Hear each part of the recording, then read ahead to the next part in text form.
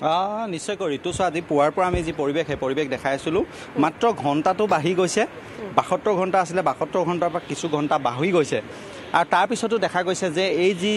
gas নিৰ্বাপিত হৈ আছে সেই গেছ নিৰ্বাপিত হৈ থকাৰ যিটো স্থান সেই স্থানত অকল পানী মৰাৰ বাহিৰে একো ধৰণৰ কাম কৰিব পৰা নাই বা একো ধৰণৰ সুফল ওলোৱা নাই ONGC বিশেষজ্ঞ দলে মই এই মুহূৰ্তত সামগ্ৰিক যিটো পৰিৱেশ সেই পৰিৱেশটো দেখাইছোঁ যিহেতু আমি ইয়াৰ পৰা ভিতৰলৈ যাব নোৱাৰোঁ আৰু এই মুহূৰ্তত এই স্থানত আহি শিৱসাগৰ সমষ্টিৰ বিধায়ক আহি উপস্থিত হৈছে আমি কিছু সময়ৰ পিছতে তেওঁ মন্তব্য ল'বলৈ চেষ্টা কৰিম আৰু ইয়াতে কিছু প্ৰসংগ উত্থাপন হৈছে যে কালি দিনত আমি দেখা গৈছিলোঁ যে যিসকল ক্ষোভিত ৰাইজ আছিলে ইয়াত প্ৰতিবাদ কৰিছিলে সেই সময়তে দল সংগঠনৰ বিভিন্ন বিষয়ববীয়া আহিছিলে আৰু সেই সময়তে আহিছিলে বীৰলাচি থানাৰ প্ৰশাসনিক সচিব শৃংখল চলিহা আৰু শৃংখল চলিহাই এটা কথা কৈছিলে যে ONGCয়ে যিসকল লোক আছে ONGCৰ ফালৰ পৰা যিজন লোক মৃত্যু হৈছিলে নৰেন গগৈ তেওঁৰ পৰিয়ালক ১ কোটি টকা ক্ষতিপূৰণ দিব লাগিব কিন্তু সেই ১ কোটি টকা ক'ত গ'ল মোৰ প্ৰশ্ন এতিয়া শৃংখল চলিহালৈ সেইটো যে সেই ১ কোটি টকাটো দিয়াৰ নামত এই যি ঘৰ মানুহক আশ্বস্ত কৰি থৈ গ'ল কালি শৃংখল চলিহাই আজি যে নাই সেই কথা বতৰাখিনি এটা ডাঙৰ প্ৰশ্ন হৈ উঠিছে কাৰণ ইয়াৰ যিসকল লোক আছে সেই লোকসকলক ONGC হওক বা বিভিন্ন যিসমূহ অনুষ্ঠান প্ৰতিষ্ঠান হওক কোনো আশ্বস্ত কৰিব পৰা নাই কাৰণ যে এই যিসকল লোক আছে এই লোকসকলে ঘৰ বাৰী এৰি তেওঁলোকে যি আশ্ৰয় শিবিৰ আছে আশ্ৰয় শিবিৰত বসবাস কৰিবলগীয়া হৈছে আৰু নিশ্চয়কৈ ঋতু মই এইখিনিতে এটা কথা কৈ থওঁ যে এই যিজন SK পেট্ৰ' অৰ্থাৎ চিৰি তেলচুৰ চিৰি আৰু এই চিৰিৰ যিটো তেলখাট এই তেলখাট জ্বলা এইটো প্ৰথম ঘটনা নহয় এইটো হয়তো চাগে মেবি ৩ নম্বৰ ঘটনা যিটো ঘটনাত আচলতে এইদৰে যি গেছ লিক হৈ থাকে আৰু এই যিজন বহু বিতৰ্কিত যিজন চিৰি মই ইতিমধ্যে কৈছোঁ কৃষ্ণ আগৰৱাল SK পেট্ৰ' যিজন বিষয়া সেই বিষয়াজন যিজনৰ অধীনস্থ এই যিটো ৰিগ সেই ৰিগটো আছিলে আৰু এই ৰিগটো জ্বলাটো আৰু এই ৰিগটো যিটো আচল এই মুহূৰ্তত মই কৈছোঁৱে যে উল্লেখ কৰিছোঁ যে প্ৰায় ৭২ ঘণ্টা ধৰি এইদৰে অহৰহ যি গেছ সেই গেছ নিৰ্বাপিত হৈ আছে যাৰ পৰিপ্ৰেক্ষিতত ইয়াৰ যিসকল জীৱকুল আছে জীৱকুলৰ প্ৰতি ভাবুকি কঢ়িয়াই আনিছে যাৰ পৰিপ্ৰেক্ষিতত ইয়াৰ যি ঐতিহাসিক দিশো আছে সেই দিশো যি জৈৱ বৈচিত্ৰ্য আছে সেই দিশো জৈৱ বৈচিত্ৰ্যৰ প্ৰতি ভাবুকি কঢ়িয়াই আনিছে মুঠৰ ওপৰত এই ২৪টা বা এই ৭২টা ঘণ্টাই এই ৭২টা ঘণ্টাই ONGCয়ে এই যিটো পানী সেই পানীটো মৰাৰ বাহিৰে কোনো ধৰণৰ বিশেষ পদক্ষেপ গ্ৰহণ কৰা নাই আৰু এতিয়ালৈকে যদি আপুনি চায় তেতিয়াহ'লে কোনো ধৰণৰ তেনেকুৱা বাহিৰৰ পৰা কোনো টীম অনা নাই যিটো টীমে এই যিটো গেছ সেই গেছ আচলতে নিৰ্বাপন কৰিব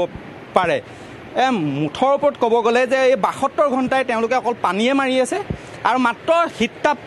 নিয়ন্ত্ৰিত যি কোঠা আছে সেই কোঠাত বহি সংবাদ মাধ্যমলৈ এখন বিবৃতি প্ৰেৰণ কৰি আছে আৰু এই মুহূৰ্তত যদি আপুনি চায় তেওঁলোকে এই গুণ্ডা বাহিনী ৰাখি থৈছে অসম আৰক্ষী যিসকল গুণ্ডা বাহিনী সেই গুণ্ডা বাহিনী ৰাখি থৈছে আৰু এই গুণ্ডা বাহিনীৰ যিটো দল আছে সেই দলটোৱে ইয়াৰ পৰা সংবাদ মাধ্যম হওক বা বিভিন্ন যিসকল লোক হওক তেওঁলোকক আগবাঢ়িব নিদিয়ে আৰু এই মই ইতিমধ্যে কৈছোঁ যে এই গোটেই ঘটনাটোৰ সম্পৰ্কত যিখন আপুনি দিশো দেখিছে ঋতু যিখন দিশো দেখিছে এই দিশোখন যদি ইয়াত নাথাকিলেহেঁতেন হয়তো ইয়াত এই ৭২ ঘণ্টাৰ পূৰ্বে হয়তো ইয়াত জুই লাগিলেহেঁতেন বা জুই সংযোগ হৈ গ'লহেঁতেন এই যিখন দিশো আছে এই দিশোখনে বৰ্তমান আচলতে এই যিটো গেছ সেই গেছ আচলতে নিৰ্বাপন কৰাৰ ক্ষেত্ৰত কোনো ধৰণৰ বিশেষ ব্যৱস্থা গ্ৰহণ কৰা নাই এই মুহূৰ্তত মোৰ সতীৰ্থ যদি সম্ভৱ হয় মই যিটো ৰিগত আচলতে এই মুহূৰ্তত যদি চাই অহৰহ যিসমূহ ধোঁৱা সেই ধোঁৱা নিৰ্গৰিত হৈ আছে আৰু মই পোনে সামগ্ৰিক যিটো পৰিৱেশ দেখাইছোঁ এই মোৰ সতীৰ্থ কেমেৰাত যদি আপুনি দেখা পায় সেই দুখন ফায়াৰ ব্ৰিগেড সেই দুখন ফায়াৰ ব্ৰিগেডে ৭২ ঘণ্টা ধৰি অহৰহ তেওঁলোকে পানী মাৰি আছে আৰু যিসকল বিশেষজ্ঞ দল সেই বিশেষজ্ঞ দলসমূহ সম্পূৰ্ণৰূপে ব্যৰ্থ হৈছে মই পোনে সামগ্ৰিক যিটো দৃশ্য সেই দৃশ্যটো এই মুহূৰ্তত ঐতিহাসিক যি শিৱসাগৰৰ ভটিয়াপাৰ যি বাৰীচুক আছে বাৰীচুকৰ পৰা পোনপটীয়া যিটো পৰিৱেশ সেই পৰিৱেশ দেখাইছোঁ আৰু সংবাদ মাধ্যমক দেখাৰ লগে লগে তেওঁলোকৰ গাত এনেকুৱা এটা বস্তু আচলতে ওলমি যায় যে তেওঁলোকে সংবাদ মাধ্যমক দেখিব নোৱাৰে ONGC যিসকল বিষয়ববীয়া আছে কোনো বিষয়ববীয়াই আৰু তোমালোকে শিৱসাগৰৰ যিসকল লোক আছে শিৱসাগৰ মাটিৰ পৰাই তোমালোকে খাৰুৱা তেল উৎপাদন কৰিবা শিৱসাগৰ মাটিৰ পৰাই তোমালোকে কোটি টকা লাভ কৰিবা আৰু খিলঞ্জীয়া ৰাইজক নিৰাপত্তা দিব নোৱাৰিবা এইটো কেতিয়াও হ'ব নোৱাৰে যাৰ বিৰুদ্ধে এতিয়া প্ৰত্যেকটো জাতীয় যি দল সংগঠন আছে সেই দল সংগঠনে ক্ষোভ প্ৰকাশ কৰিছে মই বাৰম্বাৰ কৈছোঁ এই ৭২ ঘণ্টা ধৰি কোনো ধৰণৰ বিশেষ পদক্ষেপ গ্ৰহণ কৰা নাই মাত্ৰ শীততাপ নিয়ন্ত্ৰণ যিটো কোঠা আছে সেই কোঠাত বহি কেতবোৰ প্ৰশ্ন উত্থাপন হৈছে তেনেকুৱা ধৰণৰ আন এটা প্ৰশ্ন সুধিব বিচাৰিছোঁ যেহেতু আজি গেছসমূহ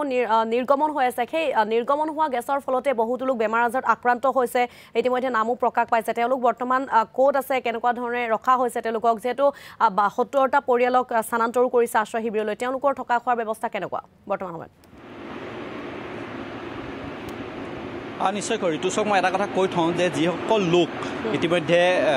এই যি নৰেন গগৈ যিজন মানুহ মই কথা কালিয়ে কৈছোঁ যে নৰেন গগৈ এই যিটো শব্দ বা এই যিটো প্ৰদূষণ সেই প্ৰদূষণৰ পৰা তেওঁ হৃদযন্ত্ৰ ক্ৰিয়া বন্ধ হৈ তেওঁ মৃত্যু হৈছে